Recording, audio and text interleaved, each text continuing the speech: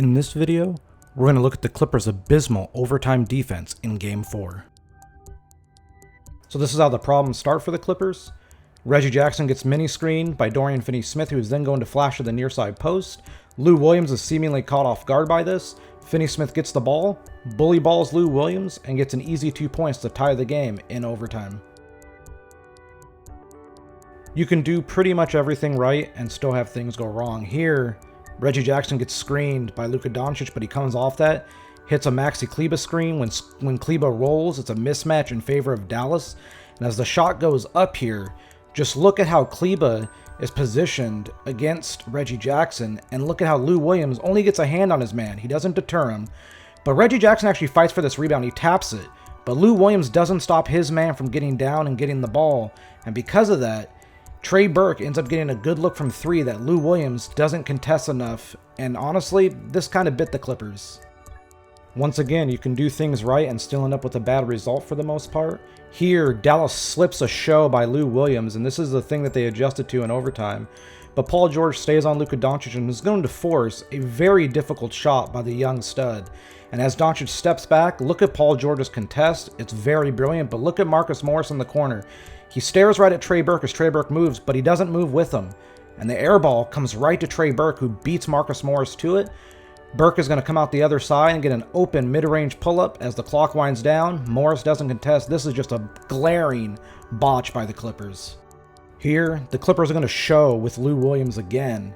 And as he does it, notice how Finney-Smith rolls. This is, like I said, Dallas's counter. Kawhi plays the passing lane, then gets back to Doncic, which is awesome defense. But as Finney-Smith drives, Lou Williams tries to take a charge, and in doing so, this gets the Clippers out of whack. Marcus Morris has to come over to help. The pass goes to Maxi Kleber. Kawhi Leonard stunts to try to help on this. He's in the passing lane, but the pass gets to Doncic, who then drives. Doncic puts Kawhi Leonard in jail and gets downhill against Marcus Morris. Look at this left foot stop to decelerate. Just brilliant from Luka Doncic. Gets the good look, ties the game. All right, tie game. Doncic has the ball. He kicks it up ahead to Dorian Finney-Smith, but Paul George does a really good job of closing out without flying by, and this gets the ball back to the top of the arc into Doncic. Now remember, on the previous possession, the Clippers showed with Lou Williams. Kawhi Leonard played the passing lane and got back. Here, they screen again with Reggie Jackson as the defender. Well, Jackson jumps out thinking it's a show, but because it's not, and it ends up being a switch, Doncic has an advantage here. So Doncic crosses back to the left. Lou Williams stunts to help at the nail. Doncic expertly spins back. Reggie Jackson is just completely out of his element here, and Doncic lays it up and in.